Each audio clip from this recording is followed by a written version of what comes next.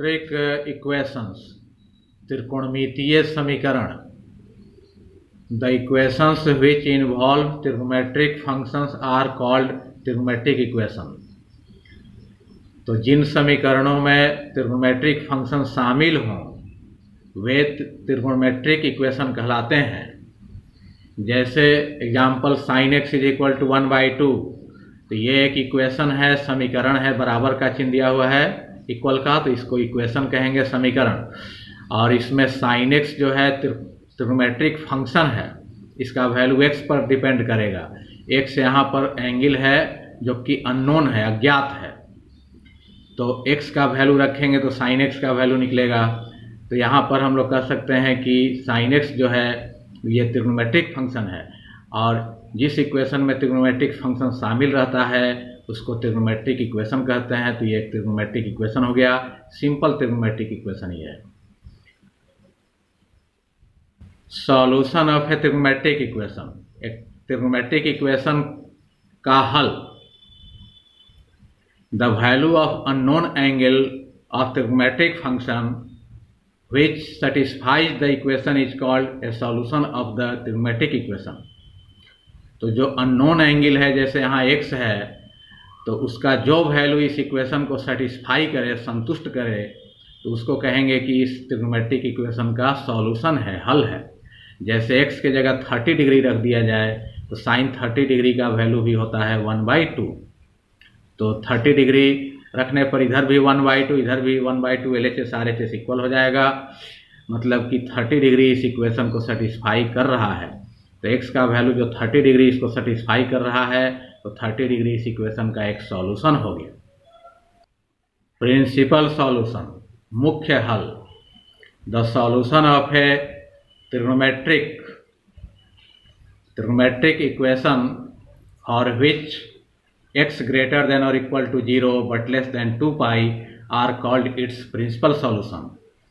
तो एक trigonometric equation का ऐसा सॉल्यूशन जिसमें x का वैल्यू 0 के बराबर हो या उससे बड़ा हो, लेकिन 2 पाई मतलब हो गया 360 डिग्री से छोटा हो, तो x के वैसे वैल्यू जो हैं वो कहलाएंगे कि उस ट्रिग्नोमेट्रिक इक्वेशन के प्रिंसिपल सॉल्यूशन है, मुख्य हल है।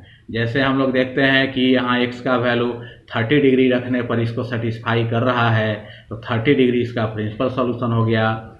इसी तरह 150 डिग्री भी रखेंगे तो साइन 150 डिग्री का वैल्यू भी होता है 1/2, और 150 डिग्री भी 360 से छोटा ही है, 0 और 360 डिग्री के बीच में है। तो इस ट्रिग्नोमेट्रिक इक्वेशन के दो प्रिंसिपल सॉल्यूशन होंगे, एक 30 डिग्री होगा और एक 150 डिग्री होगा, और दोनों 0 और 2 पाई के बीच में है। तो ऐसे सॉल्यूशन प्रिंसिपल सॉल्यूशन कहलाते हैं। इसके बाद जनरल सॉल्यूशन है, व्यापक हल या सामान्य हल भी कह सकते हैं। All solutions of a trigonometric equation are called its general solution. एक ट्रिग्नोमेट्रिक इक्वेशन के सभी हल, जितने हल हैं वो सभी जनरल सॉल्यूशन कहलाते हैं, व्यापक हल कहलाते हैं। जैसे इस ट्रिग्नोमेट्रिक इक्वेशन के अनगिनत हल हैं, इनफाइनाइट सॉल्यूशंस हैं।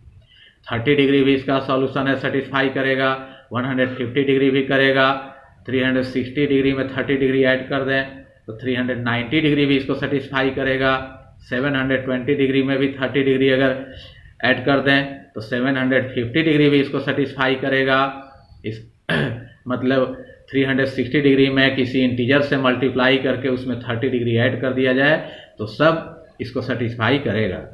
तो इस तरह इसके इनफाइनाइट सॉल्यूशन हैं, और वो सभी सॉल्यूशन मिलाकर कहलाएंगे general solution. General solution of sine theta is equal to 0, sine theta बराबर 0 का व्यापक हल। तो यहाँ फिगर में दिखाया गया है कि ये एक्स एक्सिस है और रिवॉल्विंग रे OR है। OR यहाँ से OX से चलना स्टार्ट की, यही उसका इनिशियल पोजीशन है, और यहाँ से चलते हुए एंटी क्लॉकवाइज डायरेक्शन में चलकर यहाँ OR की स्थिति में आ गई। और ये जो एंगल ROX बन रहा है ये थीटा बना, और R से एक्स एक्सिस पर परपेंडिकुलर ड्रा कर दिया। RM जो है एक्स एक्सिस पर परपेंडिकुलर है, तो ओ आर एम एक राइट एंगल ट्रायंगल हो गया, और 90 डिग्री के सामने वाला ओ आर हाइपोटेनस हो गया, थीटा के सामने वाला आर एम परपेंडिकुलर हो गया पी, और ये ओ एम जो साइड है वो बेस हो गया बी। तो साइन थीटा होता है ये ट्रिग्नोमेट्रिक इक्वेशन दिया हुआ है, sine theta is equal to 0, इसका जनरल सॉल्यूशन निकालना है। तो sine theta is equal to 0 लिखा गया, और साइन थीटा होता है p by h is equal to 0। अब h जो है इधर डिवाइड है, इधर 0 में मल्टीप्लाई कर 0 हो गया, ऊपर वाला p बच गया, तो p इज इक्वल टू 0 हो गया। मतलब परपेंडिकुलर, जब साइन थीटा 0 होगा तो परपेंडिकुलर 0 हो जाएगा। तो परपेंडिकुलर ये जो है, ये परपेंडिकुलर p ये 0 कब होगा, थीटा जितना ही कम रहेगा p जो है उतना ही कम होगा, और थीटा घटते घटते अगर 0 डिग्री हो जाए तो ओ आर जो है OX पर चला आ जाएगा, और OX पर आ जाएगा तो P 0 हो जाएगा। तो ओ आर अगर OX पर आएगा तब भी परपेंडिकुलर 0 हो जाएगा, और ओ आर अगर OX डैश इधर आ गया तब भी परपेंडिकुलर 0 हो जाएगा। तो दो केस में परपेंडिकुलर 0 होगा। तो ये लिखा गया कि this is possible only when O R lies on OX और OX डैश। तो यह केवल तभी संभव है जब ओ आर मतलब जो रिवॉल्विंग रे है लाइज ऑन OX और OX डैश, मतलब ओ आर रिवॉल्विंग रे OX पर स्थित हो या OX डैश पर स्थित हो। तब दो स्थिति बन गई कि ओ आर जब OX पर होगा तब भी P 0 होगा, और ओ आर जब OX डैश पर होगा तब भी P 0 होगा। तो केस फर्स्ट यहाँ लिखा गया, पहली स्थिति when O R lies on OX, जब ओ आर जो रिवॉल्विंग रे है वो OX पर हो। तो ये फिगर दर्शाया गया है कि ये ओ आर जो है रिवॉल्विंग रे है, और ये OX मतलब X पॉजिटिव एक्सिस पर स्थित है। तो यहीं पर जब रहेगी तो एंगल क्या क्या बनेगा यहाँ देखना है। तो यहाँ पर थीटा का वैल्यू होगा इस स्थिति में, अगर ये रिवॉल्विंग रे यहाँ से घूमे ही नहीं बिल्कुल तो थीटा 0 हो जाएगा। अगर ये रिवॉल्विंग रे ओ आर जो है एंटी क्लॉकवाइज जैसे एक चक्कर घूमकर तब यहाँ आ जाए तो ये 360 डिग्री का एंगल बनेगा, मतलब 2 पाई एंगल बन जाएगा प्लस में। और यहीं रिवॉल्विंग रे अगर क्लॉकवाइज जैसे घूम करके एक चक्कर यहाँ आ जाए तो फिर निगेटिव एंगल बन जाएगा -360 डिग्री, मतलब -2 पाई। तो थीटा 0 भी हो सकता है, +2 पाई भी हो सकता है, -2 पाई भी हो सकता है। इसी तरह ये ओ आर जो है अगर 2 चक्कर लगा के यहाँ आ जाए, एक चक्कर में 2 पाई बन जाएगा एंटी क्लॉकवाइज 2 पाई, फिर दोबारा चक्कर लगा के फिर यहाँ आ जाए तो 2 पाई + 2 पाई हो जाएगा 4 पाई बन जाएगा। इसी तरह क्लॉकवाइज अगर 2 चक्कर लगा ले तो एक चक्कर में -2 पाई, फिर दूसरा चक्कर में भी -2 पाई, मिलकर हो जाएगा -4 पाई। तो +4 पाई -4 पाई बन सकता है। इसी तरह 3 चक्कर, एक चक्कर में 2 पाई जब बन रहा है तो 3 चक्कर लगा ले तो 6 पाई बनेगा, एंटी क्लॉकवाइज में +6 पाई और क्लॉकवाइज में -6 पाई। इसी तरह 4 चक्कर लगा ले तो बनेगा ±8 पाई। तो ±8 पाई ±10 पाई, इस तरह से ये बनता जाएगा। अनगिनत ये चक्कर लगा सकता है और ये अनगिनत थीटा के वैल्यू हो सकते हैं। केस सेकंड में, दूसरी स्थिति में, when O R lies on OX dash, जब O R revolving ray OX dash पर स्थित हो तो यहाँ फिगर में दर्शाया गया है। तो यहीं ओ आर रिवॉल्विंग रे है और ये सॉरी इधर OX डैश होगा, इधर OX होगा।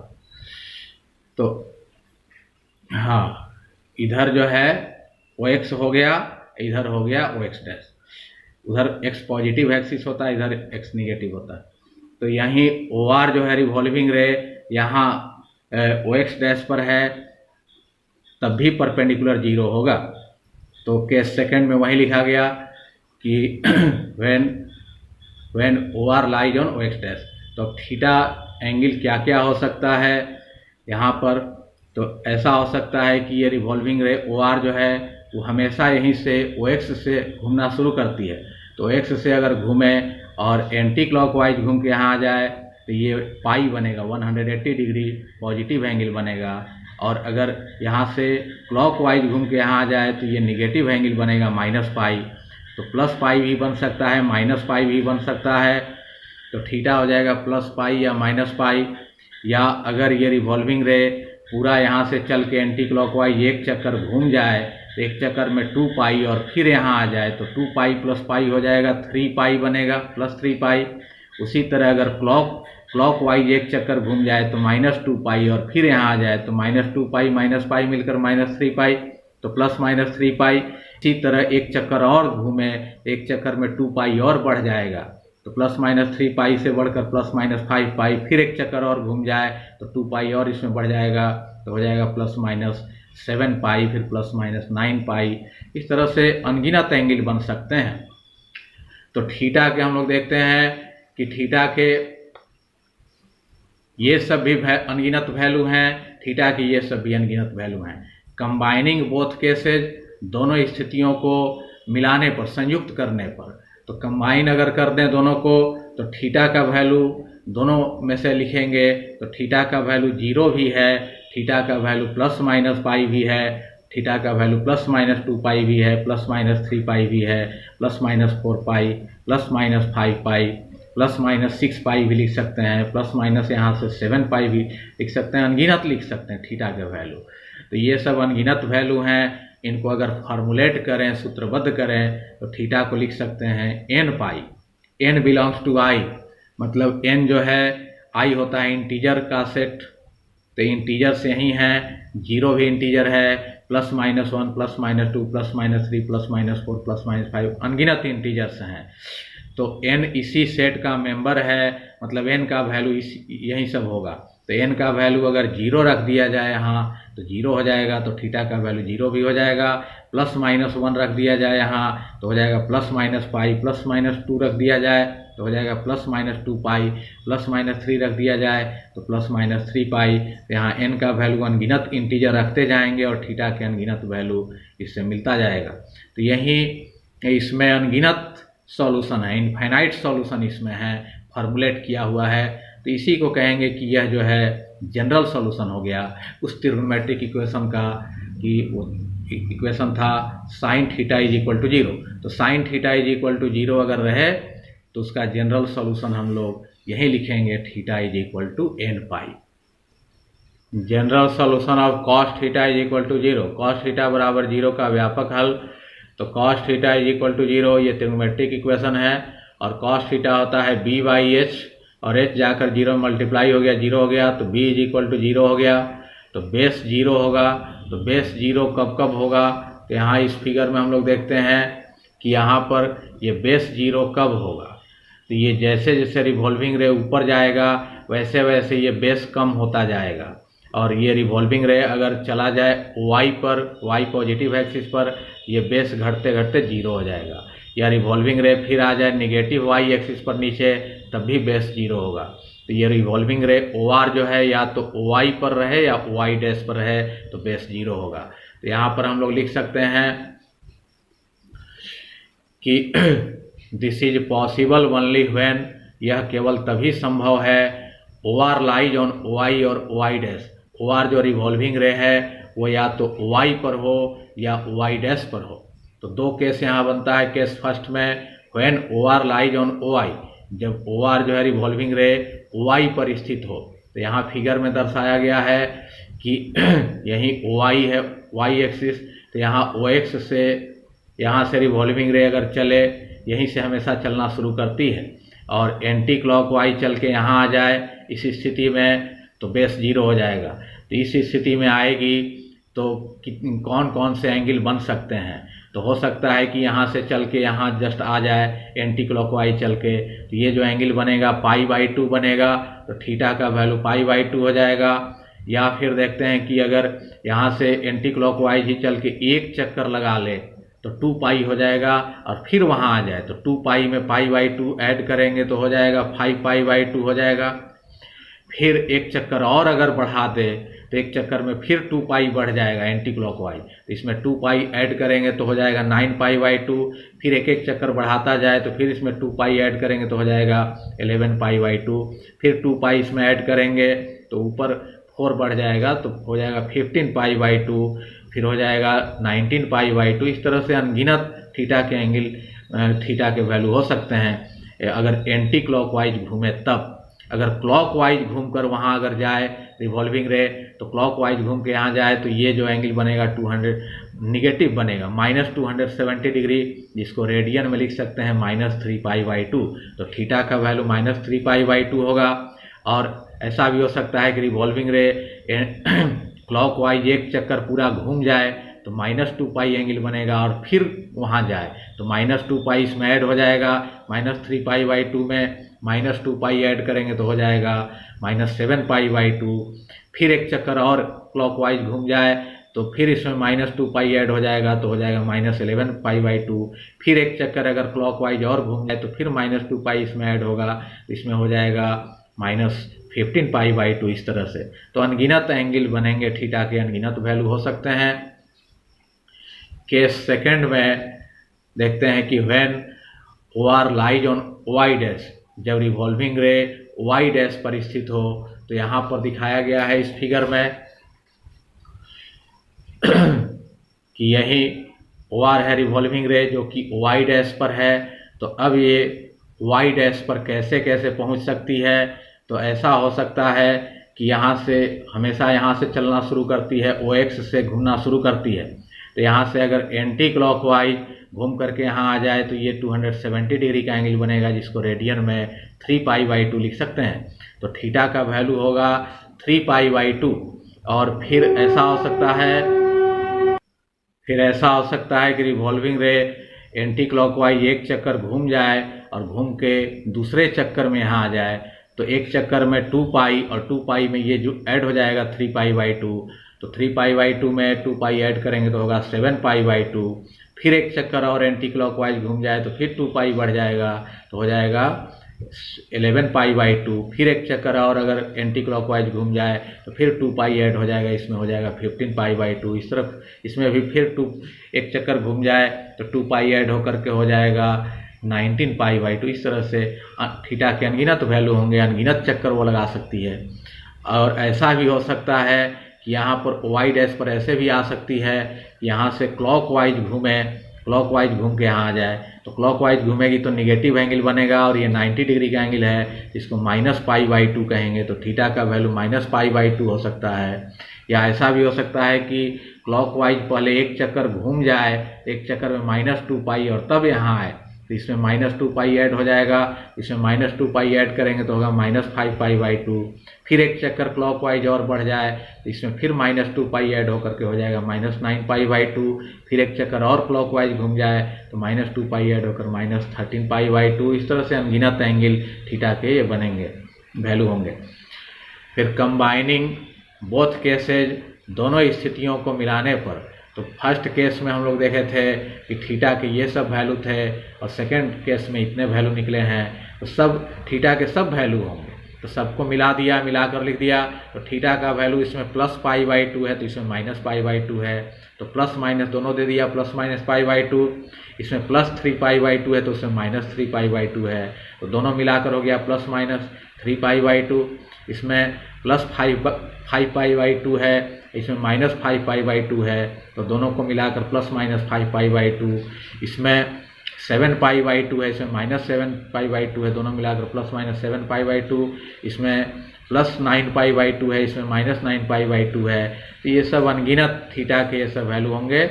और इसको फॉर्मुलेट अगर करेंगे तो थीटा को लिखेंगे, इसमें देखते हैं कि π/2 में ऑड नंबर से मल्टीप्लाई हो रहा है, यहाँ 1 से, यहाँ 3 से, यहाँ 5 से, यहाँ 7 से, यहाँ 9 से। तो ऑड नंबर का जनरल फॉर्म होता है 2n+1, तो 2n+1 ऑड नंबर हो गया और उसमें π/2 मल्टीप्लाई है। n बिलोंग्स टू i, मतलब n यहाँ भी इंटीजर है, पूर्णांक संख्या है, तो n का वैल्यू इंटीजर रखेंगे, जैसे 0 तो 0 रखेंगे तो यहाँ 1 बच जाएगा, तो π/2 आ जाएगा प्लस वाला। n का वैल्यू अगर हम 1 रखते हैं तो ये हो जाएगा 2 × 1 + 1 3π/2 ये आ जाएगा। अगर 2 रखते हैं तो हो जाएगा 5π/2 ये आ जाएगा। -1 अगर रख देते हैं तो ये हो जाएगा -2 + 1 -π/2 आ जाएगा। -2 अगर रख दें n का वैल्यू तो -3π/2, तो ये सब आ जाएंगे। इससे n का वैल्यू इंटीजर रखने से सब वैल्यू प्राप्त हो जाएंगे। तो ये cos θ = 0 का जनरल सॉल्यूशन हो गया। θ = 2n + 1 π/2। इसमें अनगिनत सॉल्यूशन छुपे हुए हैं, अनगिनत थीटा के वैल्यू हैं। एन का वैल्यू इंटीजर रखते जाएंगे, अनगिनत वैल्यू प्राप्त होते जाएंगे क्योंकि अनगिनत इंटीजर हैं। फिर general solution of tan theta is equal to 0, तो tan थीटा बराबर 0 का व्यापक हल tan theta is equal to 0 trigonometric equation है, यहाँ उतार दिया। tan थीटा होता है p by v is equal to 0, b जाकर 0 में मल्टीप्लाई हो गया तो 0 हो गया, p बच गया, p इज इक्वल टू 0। और हम लोग देखे थे कि sine theta is equal to 0 का जो हम लोग जनरल सोल्यूशन निकाले थे तो उसमें भी p 0 आया था, तो p 0 होने पर थीटा का वैल्यू आया था n पाई, तो यहाँ भी p 0 है तो थीटा का वैल्यू वहीं आएगा n pi, n belongs to i मतलब n इंटीजर है। As sine theta is equal to 0, sine theta बराबर 0 की तरह यहाँ भी theta is equal to n pi होगा, तो sine theta is equal to 0 का भी जनरल सोल्यूशन यही होता है, tan theta is equal to 0 का भी जनरल सोल्यूशन यही होता है।